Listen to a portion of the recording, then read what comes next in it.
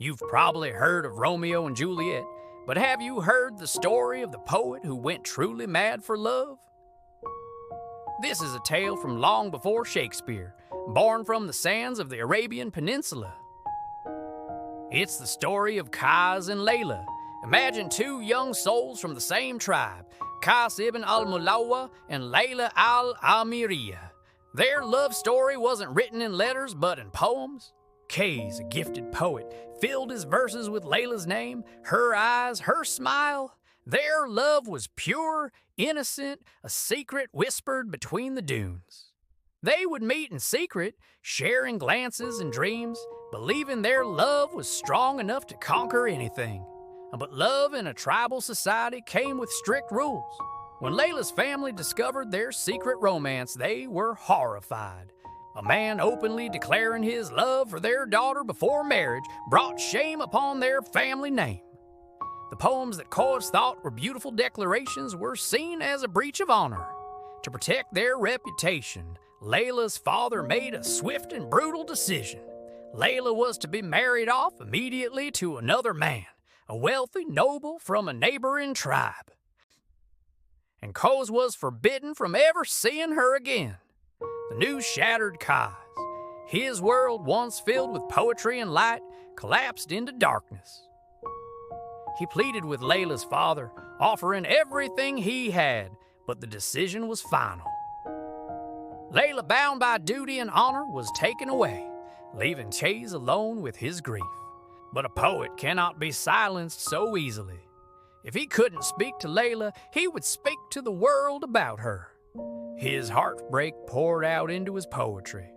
He wandered the marketplace, the alleyways, and the open desert, reciting verses about his lost love. His poems were raw, filled with a pain so deep it was almost tangible.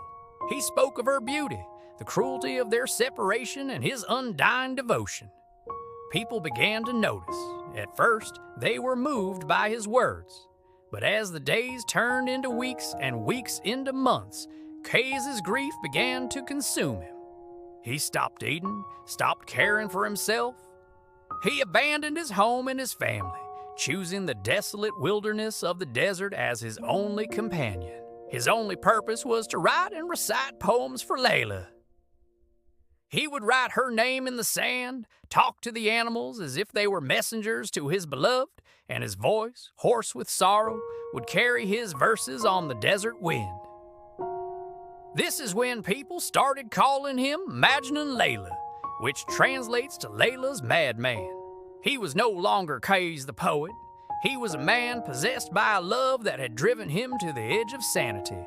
He became a legend, a wandering specter of heartbreak.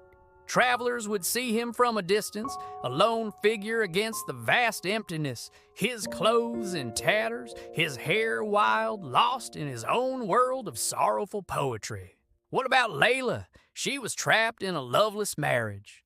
Though she lived in a fine house with every comfort, her heart remained in the desert with her Majnun.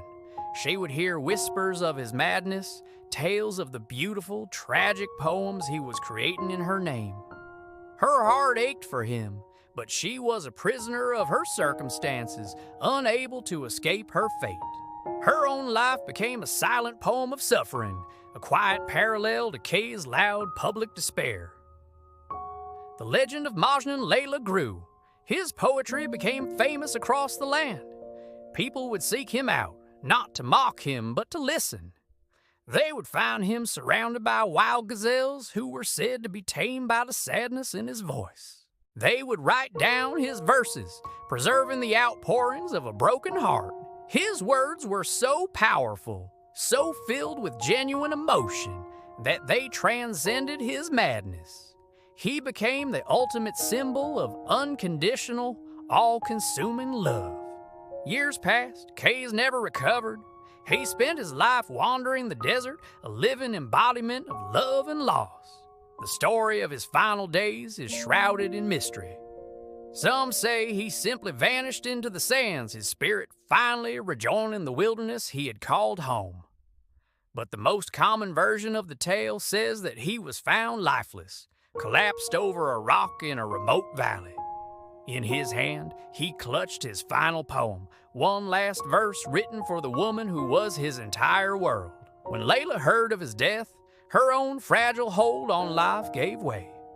She passed away shortly after, her heart finally giving in to the grief she had carried for so long. They were never united in life, but in death their names became forever intertwined. The story of Majnun and Layla isn't just a romance, it's a testament to the power of art to immortalize emotion. Qays lost his mind, his family, and his life, but he created something eternal. His poems have survived for over 1,000 years, passed down through generations. They have been translated into countless languages and have inspired countless other stories, operas, and films. Unlike Romeo and Juliet, whose tragedy unfolds over a few dramatic days, the story of Qays and Layla is a slow, lifelong burn of devotion and sorrow. It explores what happens when love is so intense it becomes a form of madness, a sacred obsession that transcends social norms, reason, and even life itself. It is a story that reminds us that the greatest love stories are not always the ones with happy endings, but the ones that are never forgotten. His madness was his art, and his art made him immortal. Thank you for watching. If you were moved by this ancient tale of love and poetry, don't forget to like this video and subscribe for more stories from history. See you next time.